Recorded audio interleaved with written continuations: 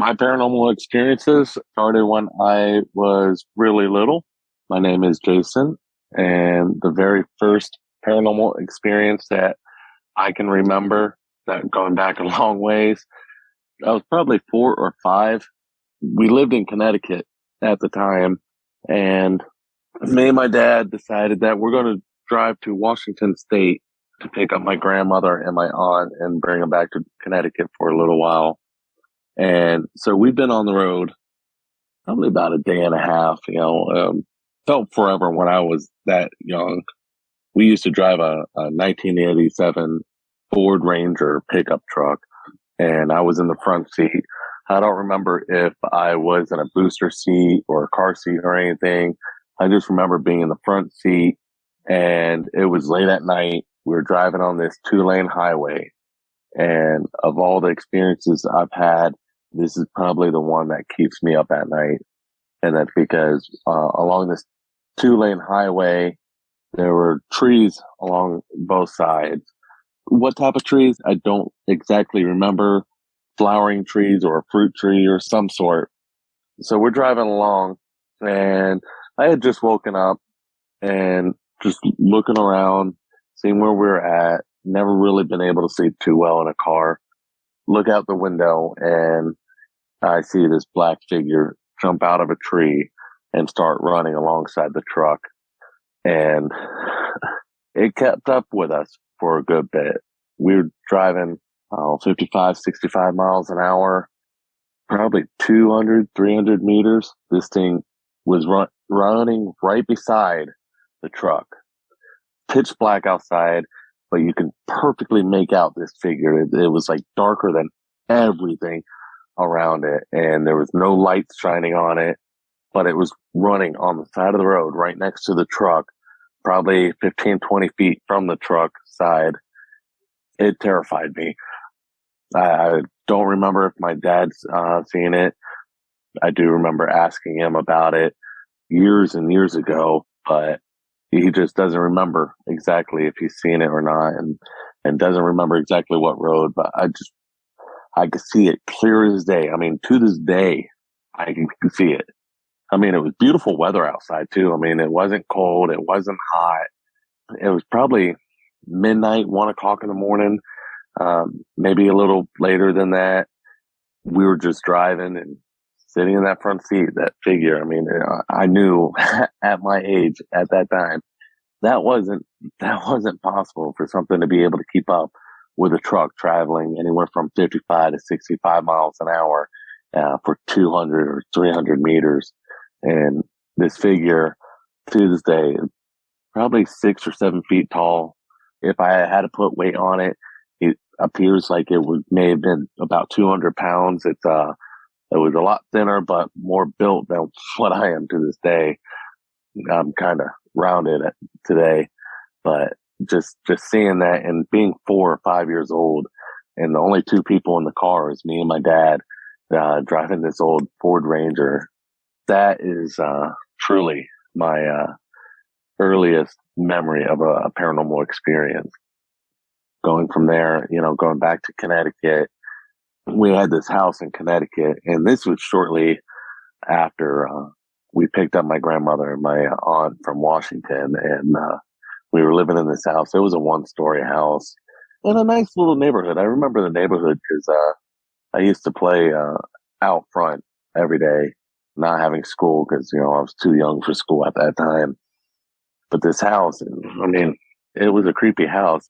No garage. It had one of those, what do you call them? The carports, the built-on carports on it. It was a light tannish color with yellow, brown roof. And in this one window, every day I saw it, and, it kind of freaked me out. But nobody else in the house ever experienced anything. Just in this one window, every day I saw this elderly woman, really frail, really thin. The skin was sunk in, and you could tell that she was elderly because, you see the wrinkles and the white hair, but the skin, that kind of scared me. Luckily, that was not my bedroom. It was my sister's bedroom. But every day, just being outside and seeing that, figure, and we didn't have anybody living in the house that looked like that. Of course, my parents just coped it up to being, an active imagination and things like that. But just in there, going outside every day, playing in the yard, and then just looking back at your house, and you see this frail elderly woman sitting in the window on the far side of the house. So to explain this house is, if you were to look directly at it with the road behind you, to your left, you would have the built-on carport, which had the side door, and you go into the backyard that way. But then you had a window next to that, and then from there you had the front door, and then two more windows, probably about 5 or 6 feet apart. And it was the very last window on the right that I always saw it. And I don't quite remember if she was completely see-through, an apparition style, or if you could actually tell that she was an actual person. I don't remember that much about it. I just remember seeing that woman, and you could tell that the skin was sunk in, because you see the shadows of not having all the meat there, and very frail. She's probably about 5 feet tall, maybe 5'2". To me at that time, I was like, it was huge. Cause, at that time I was only maybe like 3 feet tall, being 5 years old. That's the last experience I had from Connecticut, because we moved shortly after that down to, Virginia. We moved into Virginia Beach, and many of the experiences I've had is, from Virginia Beach. So we moved into this area in Virginia Beach called Moon Valley.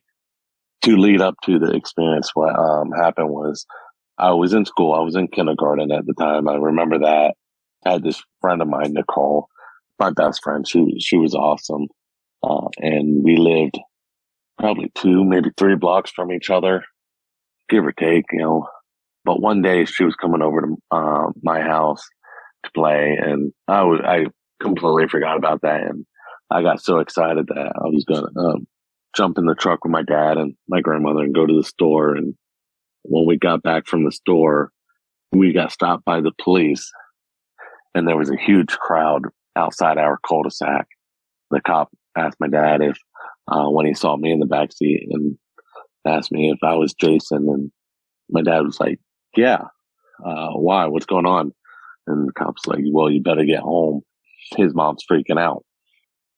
So what ended up happening was, it turned out that my best friend Nicole and her mother was killed 100 yards, maybe 150 yards from our house. And that's why that large crowd was there, and the cops stopped us.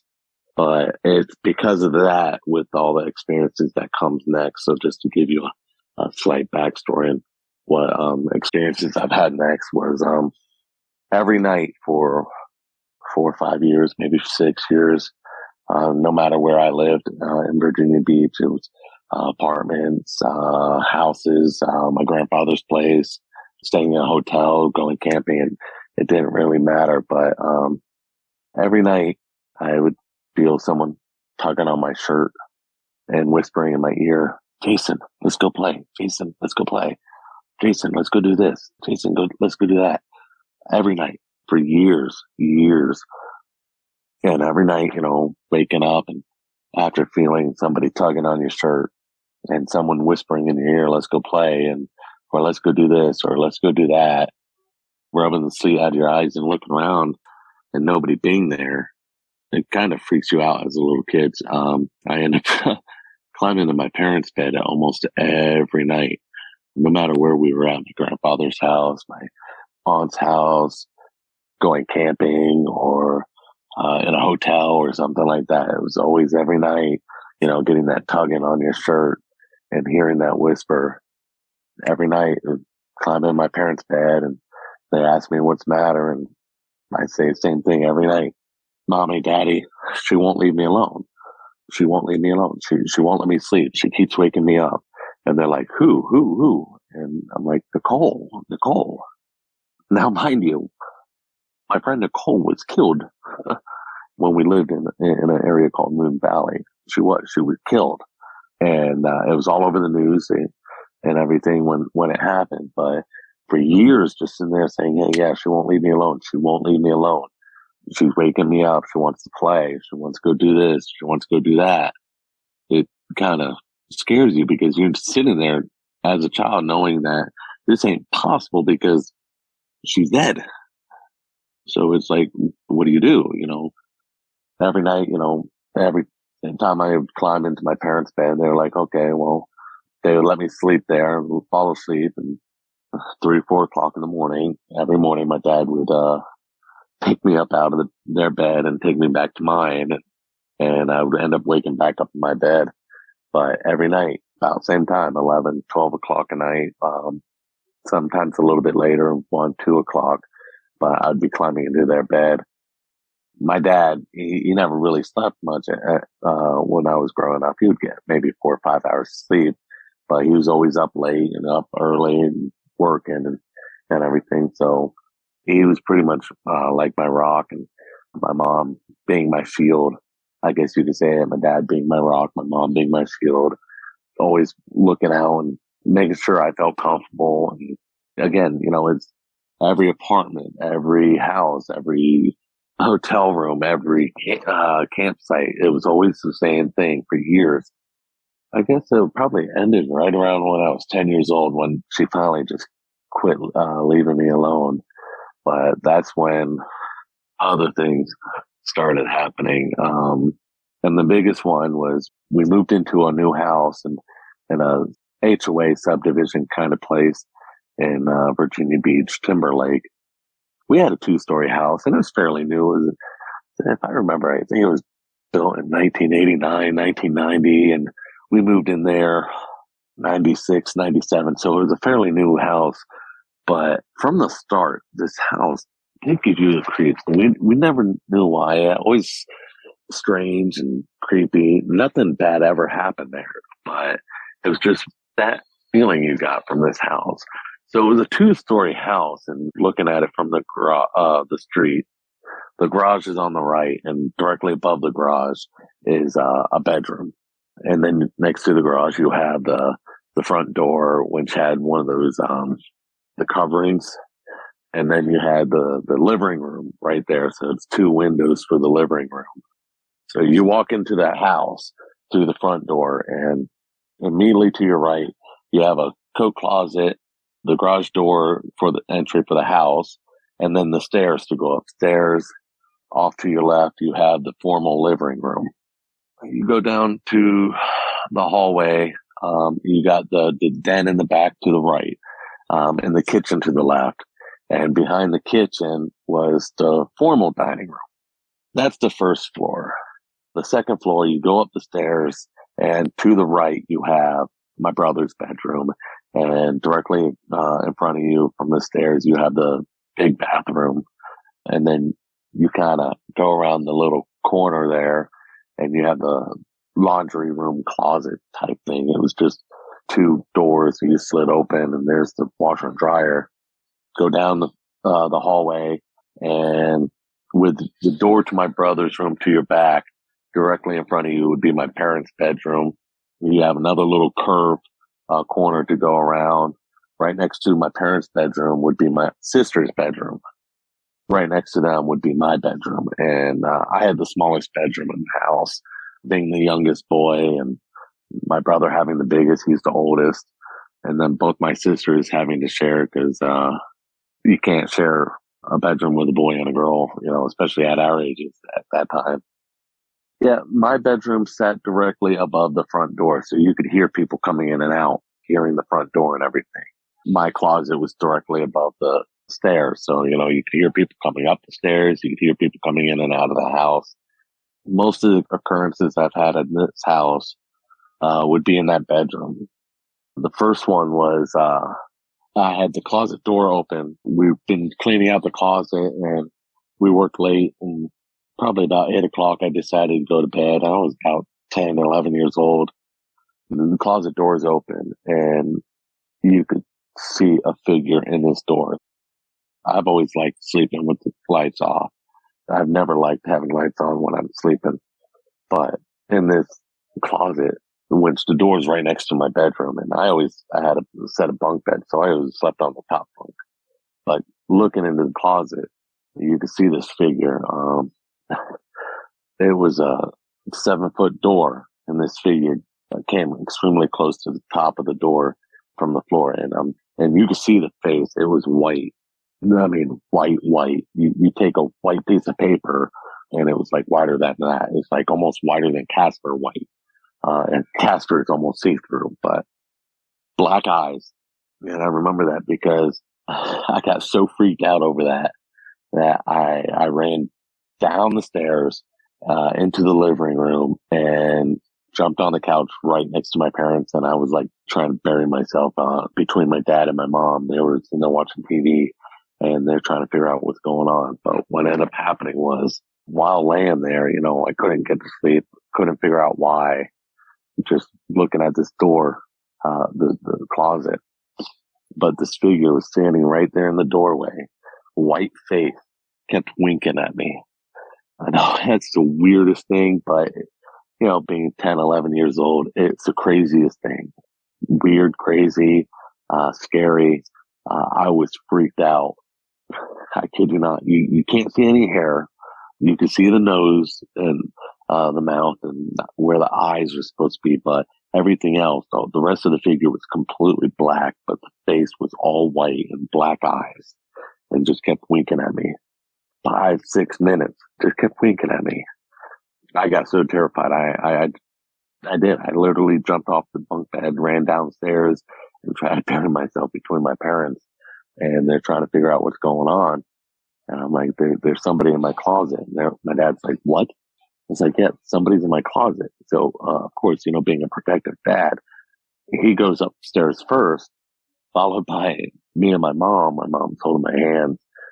And, I'm really not wanting to go in there. I'm kind of fighting. I'm like, no, I don't want to go back in there. And they're like, well, we're going to go see. We're going to go see. My dad barged into my room, flipped the lights on, and nothing there. There was nobody there. Nobody under the bed, nobody in the closet. He went into my sister's rooms, nobody there. I went into his room, nobody there. My brother's rooms, nobody there. He searched his house high and low with his thoughts. He's thinking somebody broke into his house and trying to harm his family. So he's searching all over and didn't find anybody. He probably searched a good 30 to 45 minutes. Couldn't find nobody.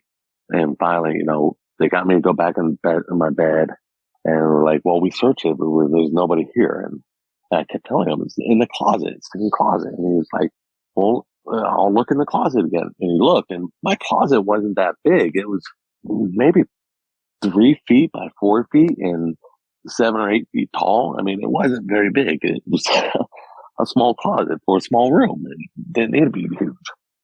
And of course, on the shelf was a Halloween mask. I had a Halloween mask on the shelf and they're like, oh, well, it must have just been this. And I'm like, no, it wasn't that. And I was like, well, this is the only thing it could be. They removed the mask out of my closet and they put it in their closet, thinking that, yeah, it's just an overactive imagination. I was tired and the mask being there. And 2 hours later, same thing. There's a figure in my closet, a white face winking at me. And again, I go running downstairs to where my dad was. And he's like, what? I was like, it's back. He goes back and looks and searches again. And he's like, there's nobody here. So what he ended up doing, he stayed in my room until I fell asleep. He closed the closet door so I couldn't see in the closet anymore. Next thing you know, I woke up the next morning. It was the craziest and creepiest and strangest thing ever was seeing that figure. I've never seen one before then. I have never seen one since, but all black figure with a white face. Getting a little bit older, I would come home from school and usually I got home before everybody. So, I was probably about 12 years old. My bedroom changed so many times in the years that we lived there. We lived here at the house probably 6 or 7 years. But the way it was, you walk into my room and directly across from the door, I had my TV caddy cornered right there, right next to the TV. To the left, I had my desk. one of those old fashioned school desks, with the yellow top and the metal legs and the chair with the bookshelves, or the storage under, below it with the wire rack. And you just put your books under there. And it was a desk my grandfather had for years. He ended up giving it to me. I needed a desk so I could do homework. And so he gave it to me. And then right next to the desk would be the window. I had a windowsill. The sill alone was about a foot and a half. So I used to keep all my toys up there, my remote control T-Rex, a remote control Godzilla, when that movie came out in 2000 or 1999, one of the ones where Godzilla invaded New York. It was more of a dinosaur than actual Godzilla, but I kept all those up there. Across the bedroom from the window would be my bed. And at this time we took the bunk beds out. And so I only had a single twin size bed.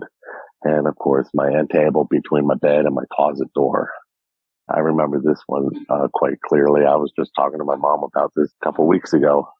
What happened was I was home alone, doing my homework, as I always did. I was, all the way up until I was about 14, I was super serious about school. When I hit 14, I was like, school, whatever. But I was about 12 years old, home alone, doing my homework in my bedroom. Out of the corner of my eye, I could see a figure standing in my doorway, but I could see it through the reflection from the TV, because it was catty cornered. So, it's like all right there out of the corner of your eye. You see someone standing there in your doorway out of the reflection of the TV. And it was about the same size as my mom. And the voice, I remember the voice too. It was just like my mom's voice. And in fact, if you talked to her and then talk to this, you can't make out the difference. It was almost identical. And I kind of think it was a doppelganger, now years later thinking about it. But what happened was sitting there doing my homework, and then all of a sudden, the figure in the doorway, she was like, "What are you doing?" "Well, I'm doing my homework."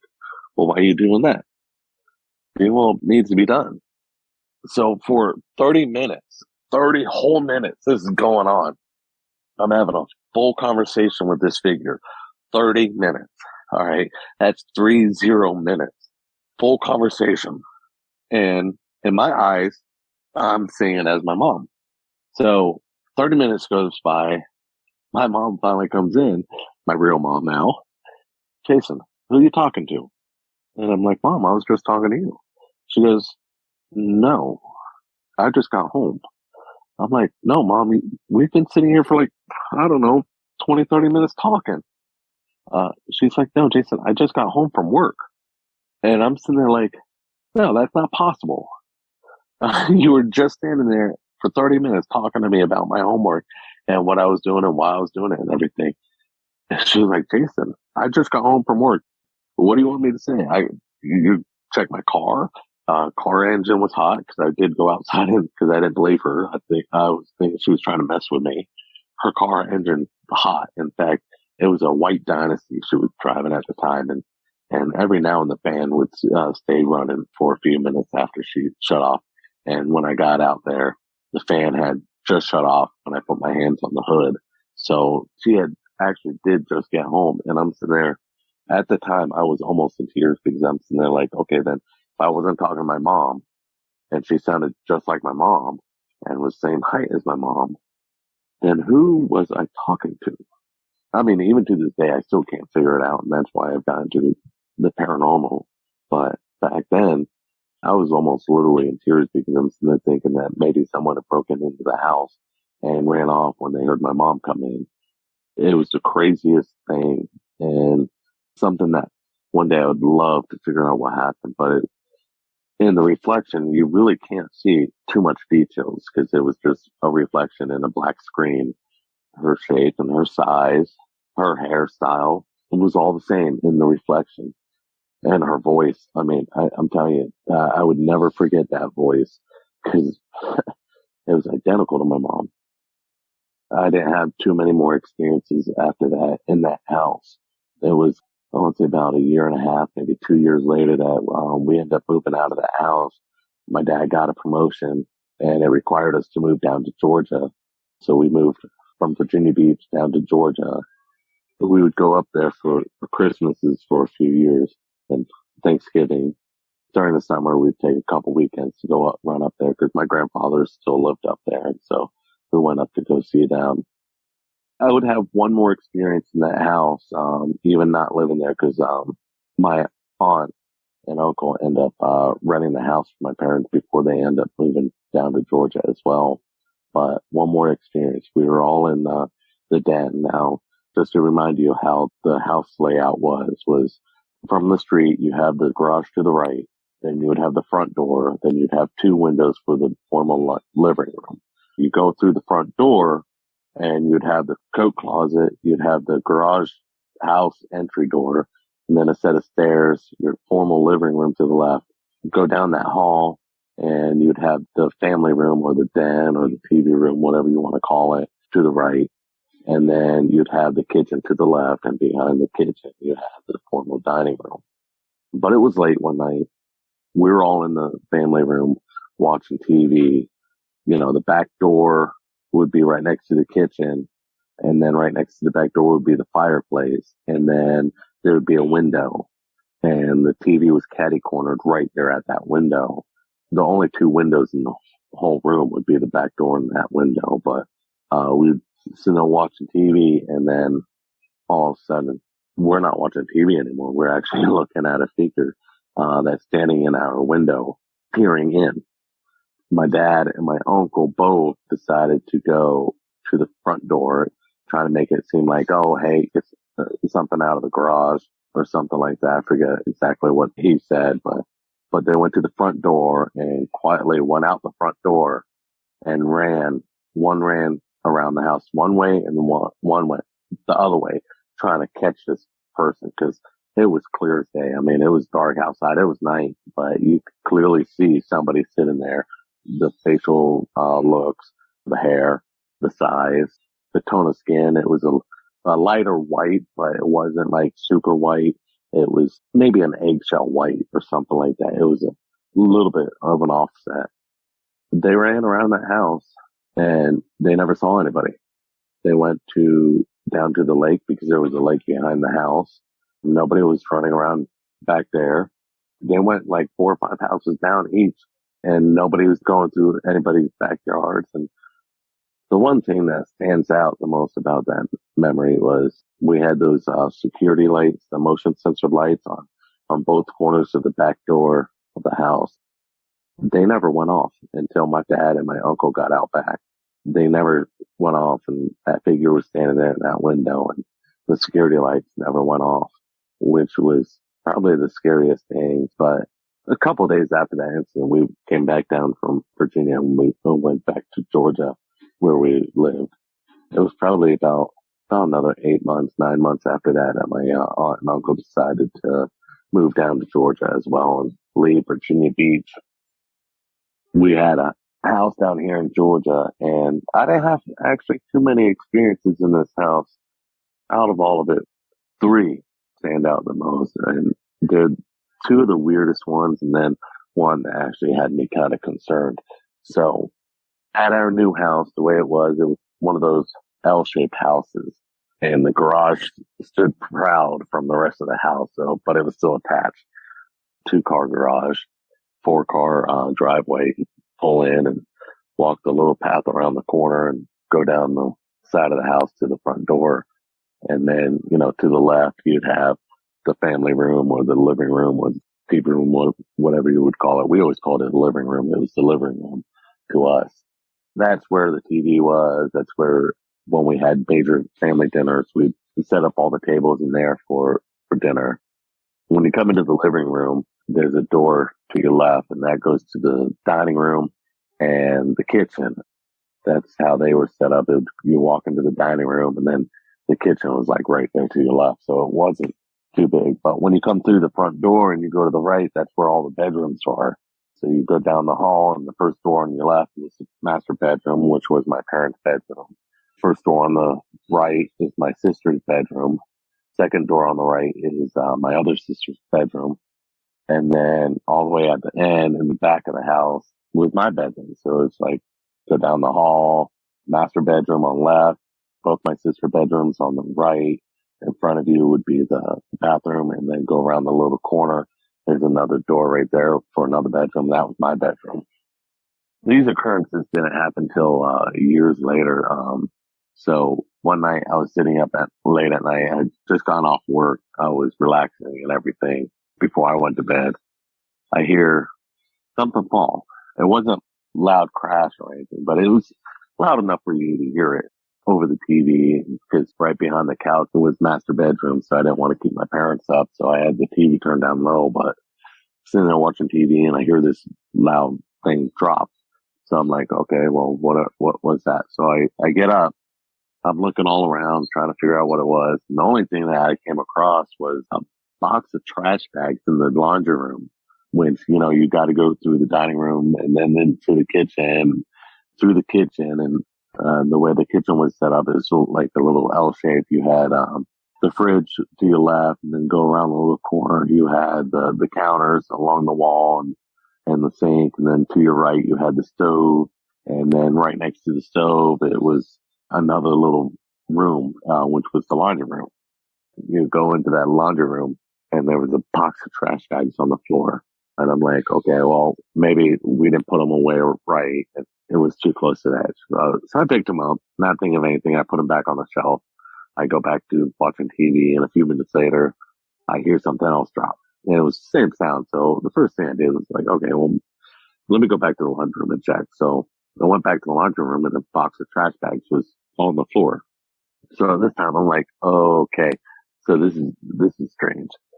So I pick them up, and I know for a fact I pushed them all the way to the back of the wall, back of the shelf. I was like, I'm not picking these up again. So I pushed them all the way back, because, the first time I'm thinking, okay, it was on the edge. Second time I'm thinking, okay, maybe I didn't put it back on the shelf properly. And third time I was like, I'm not doing it again.